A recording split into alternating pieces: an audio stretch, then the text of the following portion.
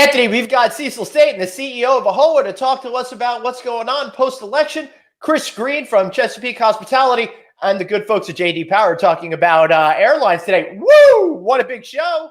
Busy day. Happy Friday. I'm Anthony. Welcome to No Vacancy Live. That's my friend Glenn. You're watching the #1 show in hospitality.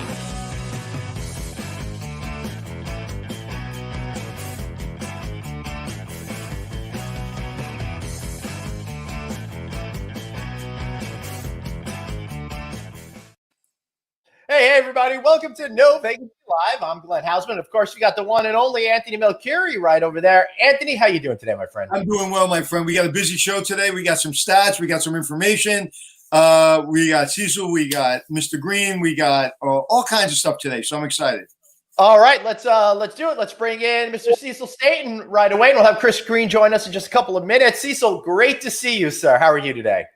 I'm great. Good to see you guys. Hope you're doing well and have survived all this election trauma. Who's our president? You, Anthony, you. So maybe the presidency would decide as we're on the show. I don't know. I think it's going to be a while. Yeah, probably. So, Cecil, we're supposed to have you on here to talk about the election and the election results, but right now it is not clear. So we've got to, I think, make some assumptions here, right? So if Biden does indeed become the next president of the United States and the Republican Party does indeed hold on to a majority in the Senate, how does that inform you as the CEO of a hospitality association of what's going to be coming next? Well, look, we've had divided government now for several years. It looks like it will potentially continue to be a divided government. The White House may change, but the Senate will likely remain in Republican hands. So I'm not sure there's a huge amount of change in terms of our strategy. We're still going to be in the position of having to do a lot of education. There are going to be, quite a few new members, particularly in the House. We're going to have to just do our work to continue to advocate on the part, on behalf of America's hoteliers. I think the good news is we've had signals from the House. We've had signals from the Biden team, as well as obviously the Senate, all about the possibility of additional stimulus post-election. And I think we'll be able to pull them together. I think there's a recognition that now that politics are, they will soon be over, soon enough, hopefully. Right. We've got to get down to business. And this economy and small business in the United States must have additional stimulus. And we know the form it needs to take. And we're going to be in there fighting every day. In fact, we're already doing it. We were on the phone with a congressman this morning from the Democratic side who is in a leadership role. We'll be doing that again tomorrow with congressmen on the Republican side. And we're going to just keep telling the story of small business in America, the pain we're going through, the difficulties, particularly for our industry and hoteliers who are on the brink. We're right on the cusp of a huge number of foreclosures, right, and bankruptcies. And the only way to forestall that is to get action. And it can't be action in February or March or April. It's got to be now. So if I was going to ask you, I was about to ask you the question of, if nothing had happened except one thing today, what would it be? And it would be to stop to basically put a roadblock in front of the foreclosures. Absolutely. We've got to have relief. And some of this can even be done through regulations, as we've discussed before. We've got to have relief from the banking regulators so that banks feel freedom without penalty to go in there and continue forbearance with their borrower. Right.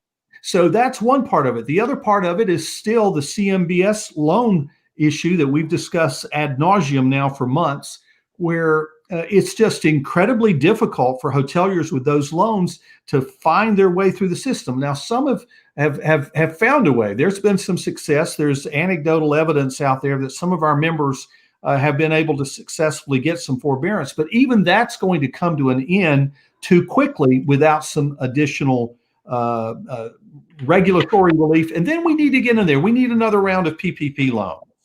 We need for small businesses in the country, hoteliers specifically, who are at a certain level of losses year over year to be able to go back to that pool and get some additional relief, because that's the only way we're going to keep employment from beginning to creep back up, unemployment from beginning to creep back up. We also need some help with EDIL loans and the Main Street Lending Facility, which is set up. There's billions of dollars from the last packages that they've been unspent, but the way those programs are set up right now, hoteliers, because of their debt, are not able to participate in those programs. So there's a real list. It's not long. It's not even a long list, but there's a list of things which we need Congress to get in there and do some hard work on during this lame duck session. When people ask me how sure are you that there will be some legislation to help the hotel industry, I say I'm 100% sure. There's got to be something. But you're so close to it. You're fighting our fight every day. Do you feel the same way, that there's going to be something? I do. I mean, my fear because of the confusion that we're under right now until the White House, the president's presidential election is completely resolved. I fear we're going to be in this turmoil, and there's a chance we won't get something done in the lame duck session. I agree with you 100%, Anthony. Eventually, they have to do something, and we have commitments from all parties that they want to do something. That's not really the issue. We've just got to get past this turmoil, get them in there, and get some hard work done. That is, what small business and hoteliers specifically need. If they wait until January, February, or March, we're going to have some casualties between now and then. That's just the way it is. But I'm hoping we'll get beyond this and get the parties together. We're in there really fighting every day, along with our partners at AHLA, with the brands, and with U.S. Travel and other organizations. We're in there fighting each and every day to say, let's get it done now. So let me ask you this, Cecil. The fact that we're entering a potentially lame duck session because we may be getting a new president, combined with the fact that there are members of Congress that will be departing, does that change your approach when you're trying to get bills passed that are going to be helpful to the lodging business? Well, it makes it more difficult for sure, because there will be some folks who are exiting, and they're not going to be that motivated to probably do a lot of heavy lifting, right, in the last few weeks of a lame duck session. We're going to have the difficulties of some contested races. I'm sitting here in Georgia, where AAHOA is proudly headquartered. Right. Our 2 U.S. Senate races are up in the air. We don't know if both of them are going to be in a runoff on January 5th, or if it will be just one of them. That's going to add some complexities to the Senate, because it may come down to those 2 races as to whether or not the Republicans keep control of the U.S. Senate next year. So all of those complexities, yes, they're going to work against us. Let me be honest. They're complicating factors. The White House, the churn right now between the Trump administration, as they're having to fight their battles, and the Biden folks who are getting ready to think about coming in, there are going to be so many things that are distractions. But I think our job is to get in there and to make the point that, in spite of all of the things I just said, you've got to get in there and act for the sake of small businesses across America, because to fail to act is to continue the prospect of there being, as I've said before, the main streets of this country littered with the corpses of failed small businesses. And if we want to make getting employment numbers better, keeping Americans working, if we want to complicate that, then let's just twiddle our thumbs while Rome burns. But if we want to help it, we need to get in there and do something now. We know the path. We know what the solutions are. This isn't really rocket science in any sense. We just need them to come together and do what's best for the country. The election's over. Let's move on and do what's best for the economy. Do you feel confident there's some congressmen that are on your team and are really fighting the fight and really charging this for you and for our industry? Are there congressmen there that are pounding their desk saying, we will pass something, we have to do it no matter what's going on? Yeah, we've had some great heroes, I want to tell you. But Anthony, look, the dirty little secret of politics, a lot of this is controlled by leadership, right? I mean, And leadership is oftentimes looking at the political horizon, how what they're doing will impact an election, how what they're doing will impact the polling. They'll look at polling. So, a rank and file member of Congress, it's important. They're important for their districts. But, we're living in a time where leadership controls the agenda. They control which legislation moves. So really, at the end of the day, it's about getting to those legislative leaders in the House and in the U.S. Senate. All right. So sorry, Cecil. I know where you're going with this. So does that mean that we've got Nancy Pelosi, who's going to be running again for her position, and Mitch McConnell, who's going to be running again for his position? Does that help or hinder what you're saying right now? Because you can make the argument that they don't have to worry about being elected again for quite some time. So this might be a sweet spot, but then again, they're running for office internally to get that position. Well, let me just say it's a complicating factor because we're all reading the headlines. Is Pelosi going to run into some, trouble or uphill battle to get the speakership again? Mitch McConnell right now is singularly focused on making sure he's going to have the majority. And that means he's got to get some of these very close races across the finish line. So yes, that's a complicating factor. I don't think much is going to happen, candidly, until some of that is resolved internally. We may not even know about that. That's not going to be aired out, on the nightly news. But all those kinds of battles are going on behind the scenes as we speak. But I think what we continue to say, and I've already said this, is look, all that's fine. All that's going to happen. You got to do all those things. We're not going to change that. But in the midst of that, we've got to find a way to act. And there are repercussions for a failure to act. And it's going to make whoever is in charge come January, it's going to make their job that much more difficult to have a positive impact on this economy and get it headed in the right direction if we don't help some of these businesses that are on the cusp of foreclosure and bankruptcy. Excellent. Any final thoughts before we let you go, sir? And we have one question from Mr. Manish Patel. Reassure him that you will have your big event next year. Well, look, we're planning for May in Dallas. We want to see everyone there. I mean, look, we're susceptible, like everyone, to the continuing changes, the nature of this virus. We're at a point now where the cases are going up again in many, many states.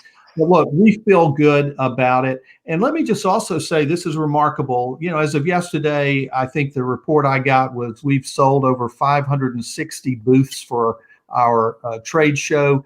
I mean, that's remarkable. People are hopeful. They want to come. Yep.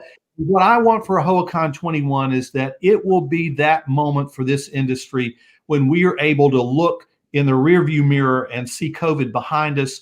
And we're moving forward to get travel going again in this country. We're going to come together and celebrate the future, celebrate the hope and promise of our industry surviving COVID, coming out on the other side. Right now, we are moving full steam ahead for AAHOACon in May in Dallas. Be there.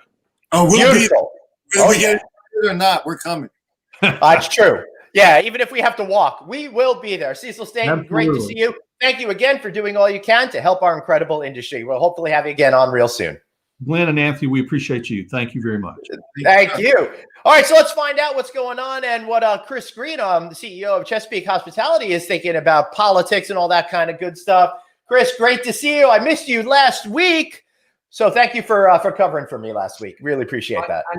I'm glad to be here, Glenn. I know you had something important to do. Family first, right? So that's yeah, and I'm very bad at that. So I talked it over with Anthony, and he made me make the right decision. So that was really good. Mom, super appreciated it. Before we start the show, I'm going to ask you, I think it's 3 words, and I want a real answer.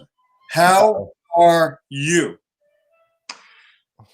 I feel really good right now. I really do. I feel great. Today is a huge positive momentum day for me, Anthony. I woke up ready to go. I can't tell you how much I appreciate Cecil and Chip at AHLA and AAHOA fighting that fight in DC for us, because it's something that has to be done. Our industry is in critical need of it. So having really respected, strong individuals like that lead those efforts for us is extremely valuable. And frankly, I've got too much to do to try and pick up where they're going and do that. I support them, but those guys are doing great things for us. And I can tell you that it's just been positive right now. I think getting the election behind us, regardless of the outcome, is going to be a good thing. So we can stop focusing on divisiveness and start focusing on what matters most, which is getting our industry back and healthy, getting our people back to work, getting some form of stimulus back to the hotels and to the restaurant community that is just literally on the precipice now. PPP's gone, the original set. We need something else to happen now because we're going into the doldrums of winter, and very few hotels, other than the ski resorts and maybe the beach resorts down south, have anything good to do in the winter. It's very soft season. So owners' cash flows are going to get crunched even tighter. And we have forbearance running out, and we have people trying to figure out the CMBS debt. It's basically a cocktail of very, very difficult times, and we need help from the government. Now's the time to do it.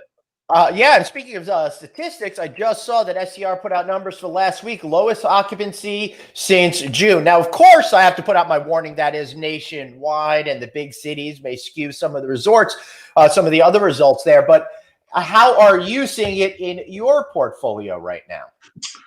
So we're still running right at about 60% down from 19. So if you want to look at it, occupancy or FPAR, however you want to look at it, it's about 60%. If you look at the data on individual assets, we have some that are running better, some worse. But if you rationalize it across our portfolio, it's about 60% down.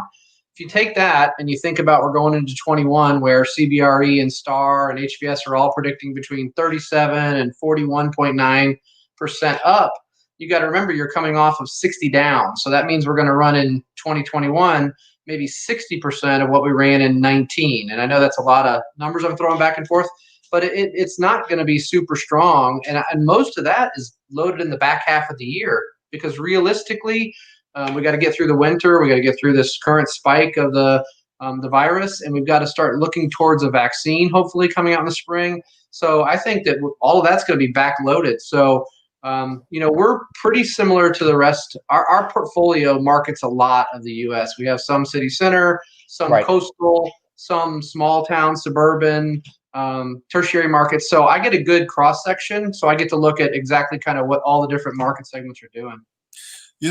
You said something before that Cecil's doing his job. You don't really have time because you're doing your job, but you're there in support. We here on our podcast, we're doing our job by bringing everyone together and listening. And I think that that's a message that we need to really kind of be clear with. Everyone has got to do their job. What does Bill Belichick say? Just do your job. Yeah.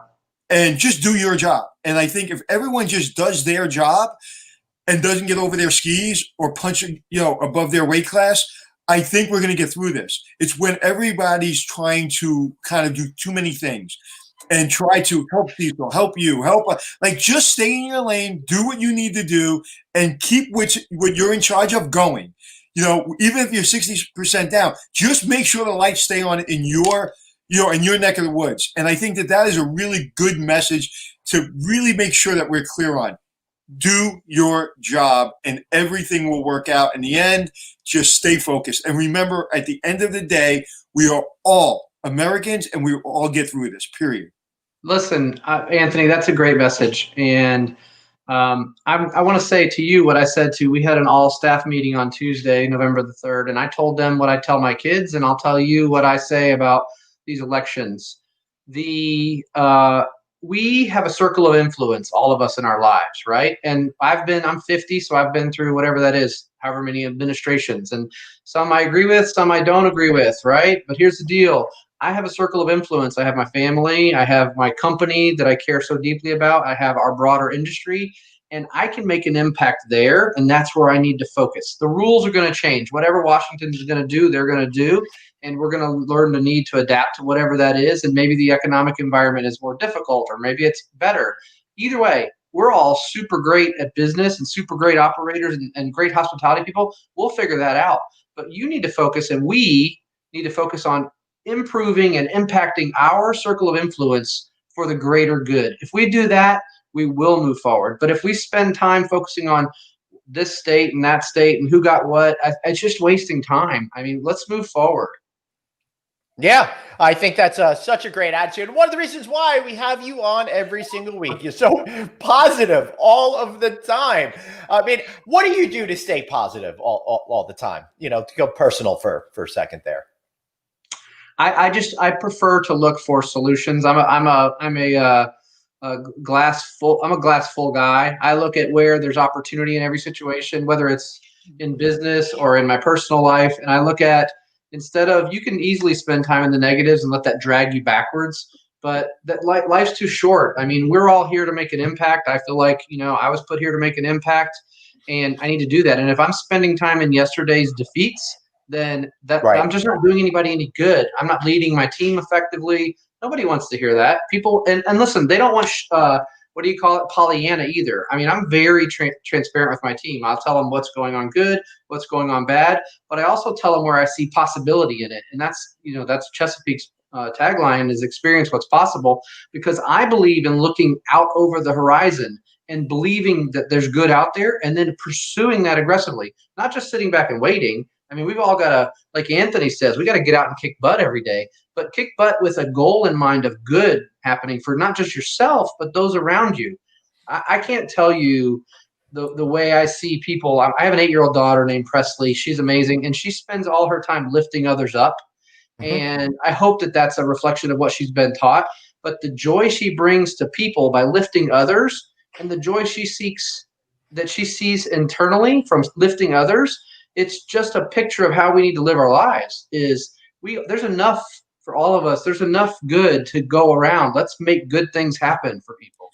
You know what? And just to put a period on the end of that sentence, negativity destroys. Positivity gains.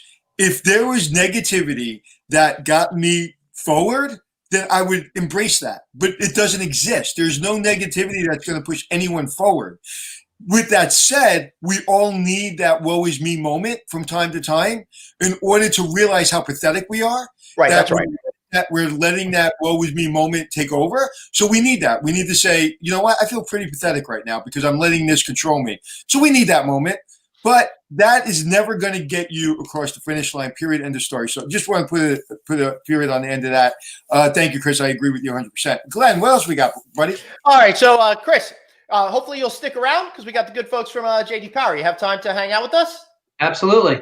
All right. Let's bring them in. The incredible Andrea Stokes and Michael Taylor. Yeah, we got a full panel of people today. I feel like today we're one of those major news stations out there that have so many people on there. Everybody has to stare at the screen for an hour and they get to say 3 words. But hopefully we'll get you guys to speak a little bit more. Thanks, guys. Welcome back to the show. We're going to talk a little bit out there for you folks out there. This is what you call resetting the scenario. We're going to be talking about what's going on with the airports and satisfaction and airports and airlines and stuff like that in the post-COVID era, and also what's going on with management companies. Chris, you might be interested in what JD Power has to say about that. So, official, welcome to the show, everybody. Andrea, let's start with you since I'm looking right at you right now. How are you doing? What are the state of things that you see it out there in the hospitality industry? Well, thank you so much for having me on today. Very happy to be invited back. I really liked what Chris and Anthony were talking about. Anthony mentioned that woe is me moment. And I think I had that, maybe, at the beginning of the summer where it wasn't really quite clear where things were going, right? We really didn't know what would happen in the industry. We didn't know, what the summer was going to look like. I think generally the summer, turned out okay. I think everyone in the industry, perhaps, Chris, you would agree that it was probably better than we would have expected given the situation. Of course, now with cases rising again and the winter months coming, I think it's hard to stay positive, but I'm trying. And so let me throw this out there, Andrea. Something that I've been thinking a lot about lately. When this crisis first started and we shut everything down, there was a lot of unknowns, right? We didn't know exactly what was going to be happening with this virus. We didn't understand how it was transmitted. There was a lot of panic. People may have shut down too quickly, but felt it was the right thing to do. I'm feeling right now people understand what the new rules of the game are. And Right. people like Anthony and myself and Chris are going out and traveling regularly because we understand that. So going forward, even if the cases remain, let's say, above 100,000 a day, do you think it's going to have the same significant impact on people's desires to travel now that we're 7 months into this and it's somewhat normalized from what it was back then? Yeah, I mean, I think desire is there. I think we all want to get out of our homes and, go back to normal life, right? Which for many of us includes that annual summer vacation or spring break, right? So the desire's there. I think, the fear can kind of creep in, right? And with everything sort of getting a little bit worse, especially in some states that are, normally really big, like Florida for winter vacations and spring breaks and things like that, right? Like those are the states, where I could see, folks that are from the Northeast or from the Midwest that would normally go to Florida, like, that fear might be there. So that unfortunately, I think will stay and hopefully not get worse. But we have to see kind of how this winter goes. Right. And I think this is a good time to ask Michael. Michael, how does this affect the airline business, in your opinion, and consumer sentiment? Well, I think it's probably the same. They're very interrelated. Obviously, the people traveling on an aircraft need someplace to stay. And, if they're not staying at Aunt Judy's, they need to rent a hotel room or rent a car. And those are the aspects of the travel industry that I look at, airlines, airports, and rental cars. And I think that what happened with the industry is we were expecting to see or hoping to see, a nice stair step that every month, as COVID crisis kind of passed and confidence resumed, that we'd see this, stair step, a regular increase every week. And we just haven't seen that. There was a nice brief period where we had a holiday where traffic regained about 40% of its normal level. But it's been in the low 30s, mid 30s. Occasionally there's a day that's pretty good. But it's really been stuck there for probably like the last 7, 8, 9 weeks. And that's making everybody a little bit nervous, of course. Yeah, it certainly is doing that. I'm just pulling up the exact numbers that we have right now. As of yesterday, 636,000 people went through, 575,000 and change the day before that, and 846,000 the day before that. So those numbers are suppressed compared to what we have been seeing there right now. Chris, how are you feeling about all of this?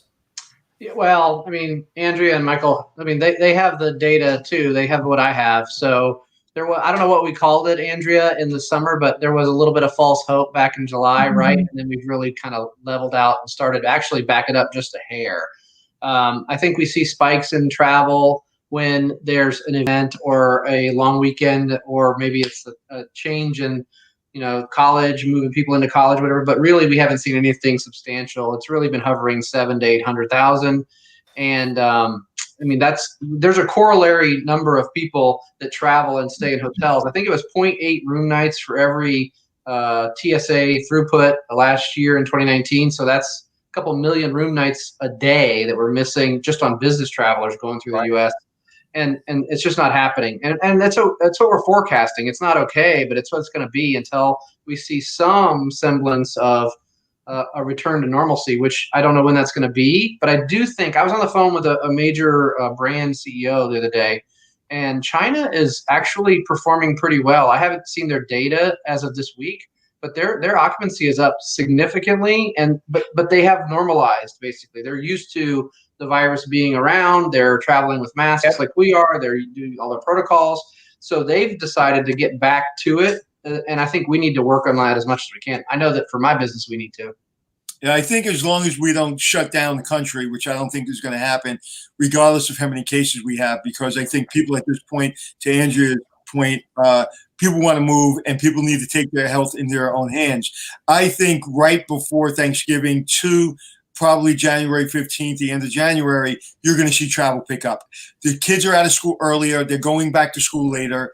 I think people are going, the younger generation, they're just going to go. They're just going to travel, and they're going to make a decision to go on that vacation or be around their family. So I think during that period, you're going to see the numbers spike. But I don't think, if you go back a month or two ago, I think Len and I, we were talking about, and we kind of predicted that in September, we will see numbers, September, October, numbers kind of going back down because kids are back in school. It's getting colder weather. And I think that that's going to have an impact. So I think we are where we thought we would be. Outside of the 100,000 cases a day, I thought we'd probably skip along at 30, 40,000 until we get a vaccine.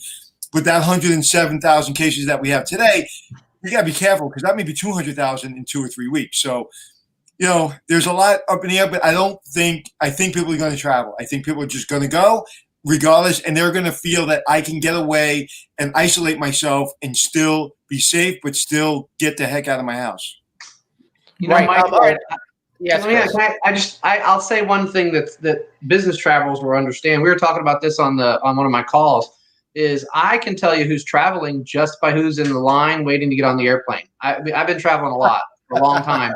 And so true. When you line up for Southwest, everybody knows the rules. And when you see all the B's get up and stand in front of the A's and the C's and everything, you realize that it's leisure travelers that are not savvy business travelers, which is fine. I'm glad that people are traveling.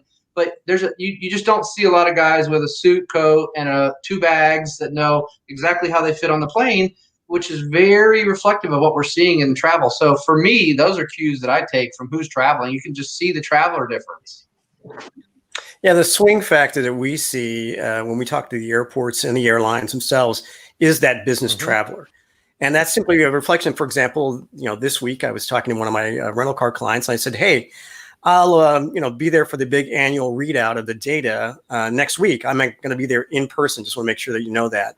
And they emailed me back, said, no, don't do that. The office is still closed. So there's a business trip that I can't take because it doesn't do me any good. Right. Sit in a hotel room, in that host city to do this. I can do this right from this room right here, a lot less hassle. So that really has been the swing factor for both the airports and the airlines. Yes. All right. So I think you guys brought some interesting statistics and stuff with you. So producer David, if we could bring that information up, we can get into that part of the conversation. And here it comes right about now. All right. So how concerned are you that you will be exposed to COVID-19 while traveling today? 23% are concerned. What does this mean? No, it's the other way around. They're unconcerned. So this is. I didn't. There's nothing. Yeah, you got to. That's okay. It's a common mistake to flip the scale. Okay. Usually gives Andrea and I a lot of adjective when we see that. Like, oh, did someone make 10 the low value there? But anyway, this is a survey that we've been doing with a product we call Passenger View, which is just very short surveys that are delivered to people's cell phones while they're on an airport. So these are airport travelers. This is, in fact, well over 100,000 responses in these data right here. And then we've been asking this question for this goes through about August 20th to a couple days ago. So right to, I think November 2nd was when we cut this off for these. But there's about 103,000. So one of the things to say here is that 23% or 1 out of 4 is unconcerned about catching COVID while they're traveling. But the big proviso here is, if you go back just one more. Yeah, the big proviso here is, this is a self-selecting audience. If you're not concerned about catching COVID, you're more likely to travel versus, someone who is. Now, there are 10% of people who said they're really concerned. And my question is, well, why are you traveling then? But anyway, the average here is 5. Believe it or not, it comes up right about 4.9, 4.8, 4.78, depending on what week we're talking about. And it really hasn't moved. It's just oscillated around that 4.8 mark for the last 2 or 3 months. So again, we haven't seen any change in mood of travelers in the last 2 months as far as COVID goes. Now you can go to the next screen if you'd like. So hold on a second. About 60% of the people are, one, not really that concerned, between 1 and 5. So 5 being moderately concerned, 1 being not really concerned. So 60% of the travelers are basically unconcerned with the safety of getting on an airplane. Is that How concerned are you going to be exposed to COVID while traveling is the question. So yeah, that would be a good characterization. Okay. So we asked them, one of the things we learned when we were designing these questionnaires is that, that you can't ask, who you're going to catch COVID from. It's really where you're going to catch COVID, because people feel they catch COVID from another person. And people's behavior has changed quite a bit dramatically since that April timeframe when they were worried about touching surfaces. They're not so much worried about touching surfaces. They're really worried about catching it from the person next to them. So we asked them, where were they most concerned in the whole travel ribbon? And you can see that the answer is very, very widely. And number one there is on board the aircraft.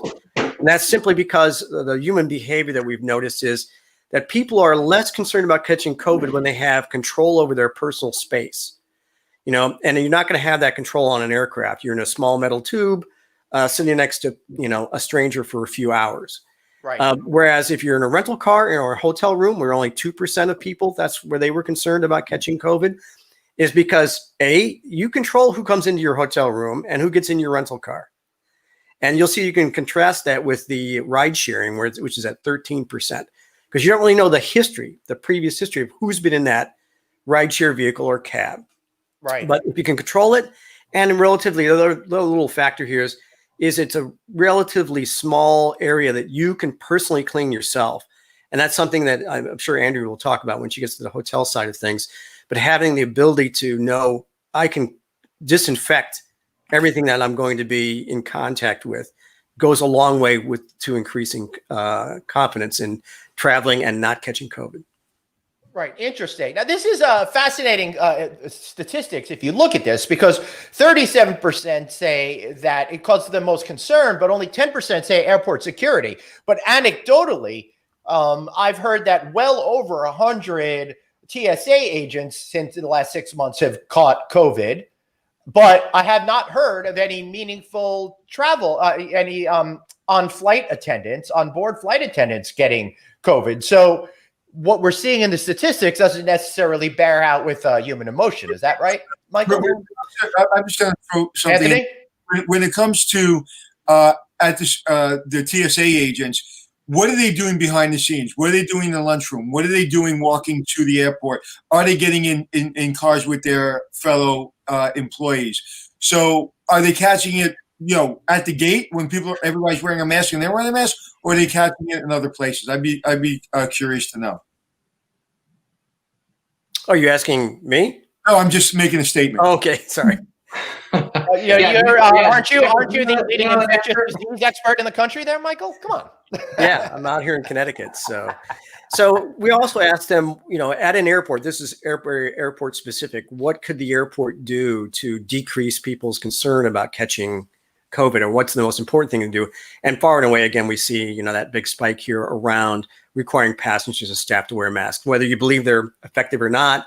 The current belief for over almost half of the population is you should be wearing a mask and wearing it all the time.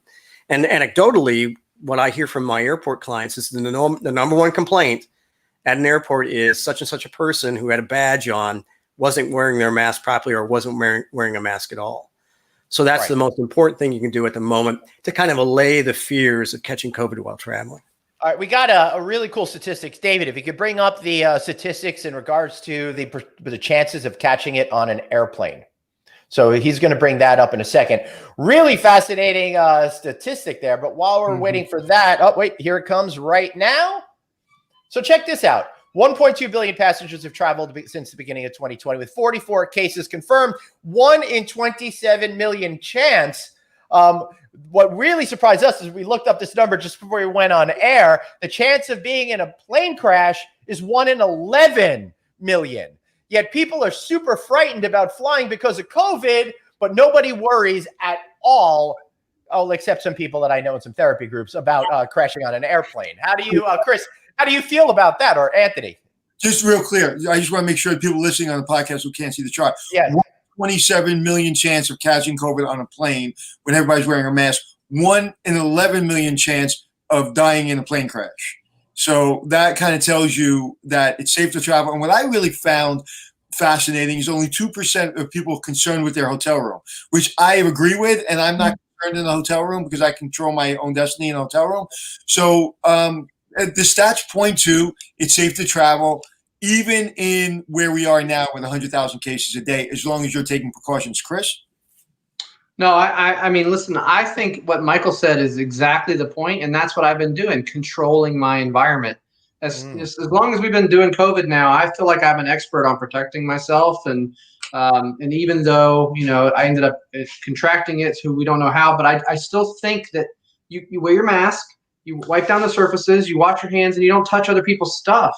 As long as you do that, I mean, there's things from the CDC that say two people in masks, wearing them appropriately and not touching 6 feet away, you're literally, it's like 99.5% reduction in the potential to catch COVID. And I was wondering when Michael was pointing to that slide about people being the 37% that were worried about catching on a plane, because I knew the airlines had just put out a ton of information that you showed us about how safe it is, and the HEPA air filters and the filtration they have on and how the air is recirculated every 30 seconds in the whole plane. I mean, there's a lot to be said about that. As long as you're controlling yourself and people are behaving with their masks and protective gear, then you really are safe. And I believe that's what's happening in China. People are behaving. Yeah. But unfortunately, we've been seeing a lot of people not behave. And what people are concerned about is, again, going in other people's homes. And I think, listen, we can control that during the holidays. We've all got to control that ourselves, and the health and safety of our families in our hands. We got to take that seriously. Glenn, there's a stat that some airlines are now going to fill the middle seat. United Airlines has been the entire time. Delta Airlines has chosen, at least I believe until the top of the year, to not do that. Michael, am I correct in that assessment?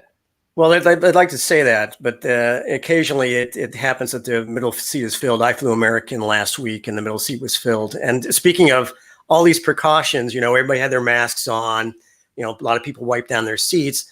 I had a couple next to me who was going to Sacramento where they lived. And, she said, would you like to have an Altoid mint? And she handed me the tin. So, with all this stuff here that we're doing to protect ourselves, you could catch COVID from an Altoid tin being passed. So, yeah, and as I mentioned on a previous podcast, eventually we're going to learn that because for whatever reason, COVID infection rate goes down, it mutates into a less lethal strain. We get a vaccine. People will learn that you're not going to get sick while traveling, and that day is going to come. And I know there's information from, as you just mentioned, as Chris just mentioned, about how well things are, how good the environment is actually on an aircraft. But as we see in our stats, that's where people are most worried about catching it. So there's a disconnect between the actual facts and what people's fears are. And eventually those two things will converge, hopefully. They will. And Michael, I got to tell you, I love that in the sense that it gives us all opportunity to make forward success, right? United Airlines, David, if you could bring up that piece, this is a great time to talk about that now. United Airlines is talking about doing rapid testing. And when I've gone through Terminal 4 at JFK on the lower level, they have that too. So, all right, so they're doing this at Newark Airport, which is a United hub, which takes us into Bharat Patel's question over here. And Bharat Patel is the newest member of the AAHOA board over there. Would free rapid COVID tests available at all airports help with business travel and COVID liability protection for businesses? Well, if I could jump in there, that's really not the root cause of why people aren't doing a business travel. As I mentioned before, I would like to go see my client in this case, it was New Jersey. And they said, there's no reason to come because we're not having face-to-face meetings. So that's the real key root cause of it.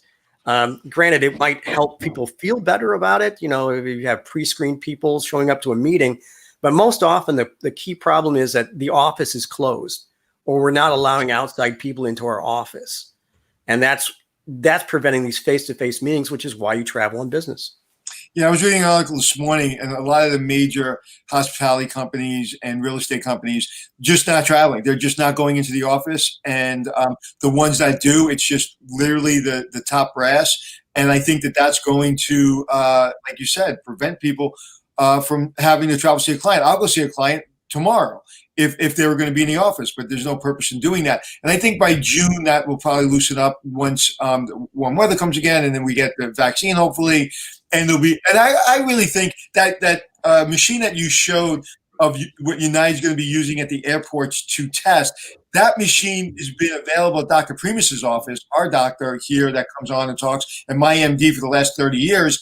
And I've been getting those rapid tests probably for the last 3-4 months. So what I was concerned with, why isn't that more readily available? Matter of fact, I tried to purchase one, and you can't purchase one unless you're certified. So I have to be a nurse or a nurse practitioner or something to get one. I was like, why not have one? It'd be great to have for my family and just get everybody tested all the time. But you can't do that. So I think that's a positive. But like you said, listen, Google's not going back in the office, till what, June? So I think, Michael, you're right. That is the big problem. And it's going to be leisure travel until June, or at least till AAHOA has their annual event in May, and that could be the kickoff of everyone traveling again, I hope.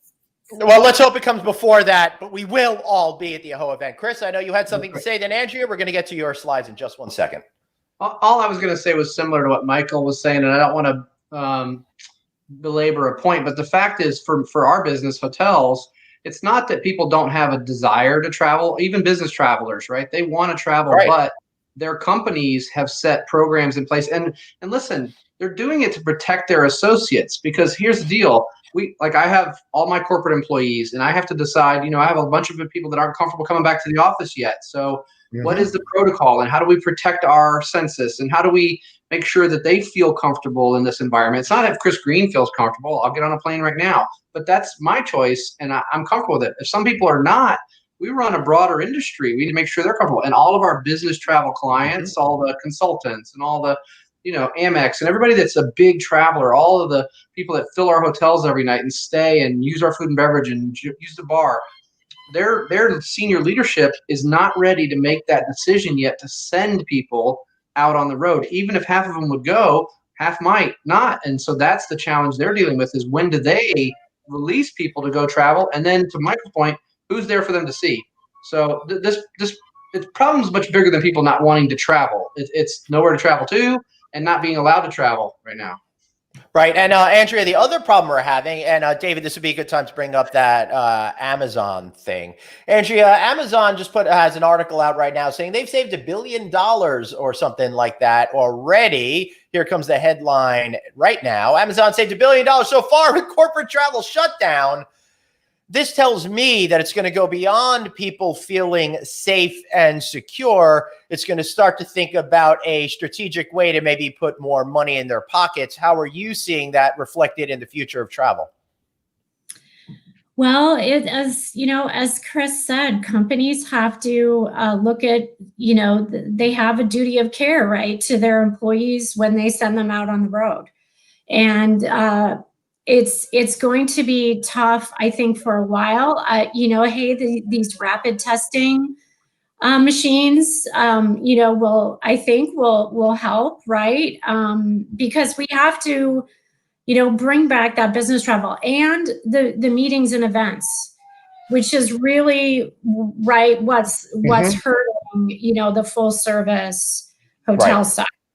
That is also business travel, right? And again, employers have to decide what's best, right, for their employees. And of course, understand that there might be some hesitation on the part of their employees from going back out on the road. I think that's what happened. Amazon just, by default, not sending its employees on the road for so many months.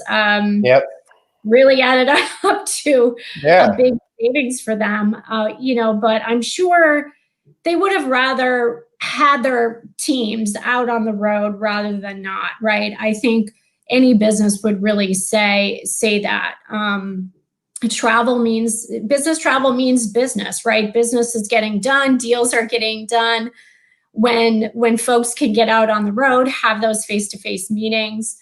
So, that's harder. I think the leisure travel picture, it's kind of easier for us to see where that's going. Business travel, and then especially meetings and events is just, it's a little more, fuzzy right now. Right. David, Makes you want sense. to- Yep. Andrea, we're going to go to your slide now. Okay. And by now, I mean right now. Yes. All right. So what are we looking at here? Yeah, so this is data from our annual hotel guest satisfaction study. So we are running that right now. We did decide to go ahead and launch it in June. Obviously, we're not finding as many travelers as we normally would, but we are finding hotel stays. We are measuring those hotel stays and guest satisfaction as we normally would. But we're also asking guests to kind of tell us what they're seeing on the ground, right, on property. Are they seeing the staff wearing masks? Are they seeing social distancing of the restaurant tables? Are they, seeing some of the protocols, the safety protocols that the hotel chains and AHLA and every organization had put out way back in April and May. So this is where we're at. I think the results are mixed here. I'm sorry, 48% of the people, staff wore a mask or personal protective equipment. I wonder if you break that down from regions of the country, what that would look like. Because I can imagine here in New York on the East Coast, that it would be only 48%. Right. Yeah, I think that's true. And I will say, 48% was kind of where we ended up as of the end of August. Starting in May, June, when we launched our study, it was lower. So you did see ramp up, right, over the summer of what, the hotels were doing. I think, in that early part of May, right, again, hotels were just starting to open up and they were just trying to figure everything out. But still, by the end of August, 48% seeing staff wearing masks is, probably not the number we would want to see. We would want to see that higher. So we are tracking this. We continue to track this. So we'll, by the end of the year, kind of have another update, right, on the fall and, kind of how, what guests we're seeing, on the ground when they're staying at the properties. Chris, I got to ask you then, at your hotels, based on the evidence that you're seeing, are you finding your clientele is aligning kind of to what the information that Andrea just presented? Yeah, and we want to say we're doing perfect, but I mean, I feel like we're doing a great job, but I still see that varying regions, people struggle with staying 100% compliant all the time. I mean, that's just something that we had, like I said, we had an all company call yesterday. And that's one of the things we addressed is the critical nature of not getting relaxed as we've gotten further away from the initial impact of the pandemic, that we need to be more vigilant than ever, that our guests are experiencing it. And then for you hoteliers that are watching, the connection between trusting the hotel safety and your RGI, there's like a 7-point positive variance right now for hotels that are deemed very safe. And hotels that are not, they're experiencing a 7% RevPAR premium. So it's not only is it important for safety, it's important for your ongoing business. Yeah, excellent. So how about some final thoughts from our esteemed panel? Andrea, let's start with you. Well, we continue to measure guest satisfaction, and despite maybe some of those lower numbers around the safety protocols, guests are generally satisfied. Obviously there's service disruptions, service limitations. Right? You've got limited service hotels still not serving breakfast, for example. Right. You've got restaurants maybe that are still closed. So, I think generally, given the situation, right, as long as guests know what to expect, I think that's really important. I think hotels, should be transparent. If, again, the pool is closed, the restaurant is closed, right? Tell your guests up front, of course, that that's the situation. So there's not missed expectations when they arrive. And we continue to see in our data that plays out. Yeah. Excellent. Michael, final thought from you, sir. Well, we've actually seen a rise in satisfaction at airports simply because the number one problem prior to COVID was overcrowding. And there's just, and so there's no crowd there. And we tell our clients this is the wrong strategy. Now the number one problem is getting hit by a increase tumbleweed in the airport. Yeah. Right. And the other thing that I always put at the end of my presentations with my clients is, all epidemics end. This one will as well. And so we're going to come out of this period and things are going to have a regression to the mean. And we're going to find confidence going up in travel. And that day is going to come. It just doesn't seem right. Chris, how like about it's you? very Final close thoughts, at sir? the moment. Yeah, I would say don't get distracted by what's going on in the country. Focus on what you can impact every day. What's going to happen is going to happen with that. And if you did your civic duty, then you did your part. Right now, we need to focus on the industry that we love, taking care of our people in our circle of influence and making a positive impact and making sure we're clean, we're ready to serve our guests, we're ready to welcome them. And we do. I mean, Andrea's point about communication is so important because there's some hotels that just can't have F&B open right now, but you need to be telling guests at the reservation phase so they can make those choices. That's just something that we have to do. So communication's key, and also maintain your circle of influence. Yep, excellent. Well, thank you all so much for being here to our great panel. Andrea, Michael, and Chris, we'll hopefully see you guys again real soon. Thanks for being here. Thank you, everyone. All right, Chris, we'll see you again soon. All right. Anthony, powerful show today, man. Yeah, good. Listen, the facts, nothing but the facts, and you got the facts. And that's what the show's about. So interesting that most people feel very safe staying in a hotel. Most people feel safe traveling. 60% of the people say they're basically comfortable getting on an airplane. And the rest are going to find their way. But it is absolutely time to travel if you're comfortable traveling. And speaking about traveling, Anthony, next week we're traveling, right? Hope so. Yeah, I think we're traveling. I think we have to get on 3 planes, a yacht, and a submarine to get to Washington, D.C., or maybe we'll just drive. You totally ignored that we have to take pack mules as well. David. I booked a megabus. They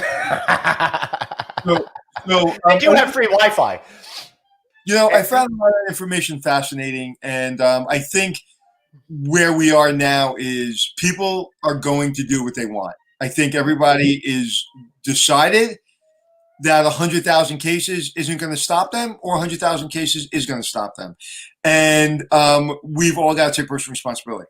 So today, 3:00, Facebook Live, me and my friend Jeremy Pinkerton, we're going to be doing behind the scenes of Hotel Impossible, what it's like in the brain of Anthony Melchiori, and it's a scary place. Oh, God almighty. Be sure to tune in for that one on the Hospitality of Success Facebook page. And I'm hosting Northeast Regional event all about the state of the industry for AAHOA at 3:45 this afternoon. And tomorrow, I know we've been running best of shows every Friday, but we got an all new episode for you guys tomorrow. Following up on our conversation that we had yesterday with Michael Schindler, tomorrow we're going to be talking about how you can actually invest in the hospitality business with a group called Pioneer. You're going to love this show. Though it's pre-recorded, we got great information for you. Tune in tomorrow at 12, and don't forget to subscribe to our newsletter. Text the word hotel to 66866. Check out novacancy.com. Like us on Facebook. Like us on LinkedIn. YouTube, all of that kind of good stuff. Anthony, should we wrap this thing up? Absolutely. I love Charles from Pioneer. He was great. So please listen to that podcast tomorrow. You get a lot of great information. Take us out, brother. All right, everybody. Have yourselves a great weekend. Be sure to turn into the show tomorrow while I'm hanging out and not being on air. I look forward to that. You know why I'm doing it? Because I've got one life, and I'm going to blaze on and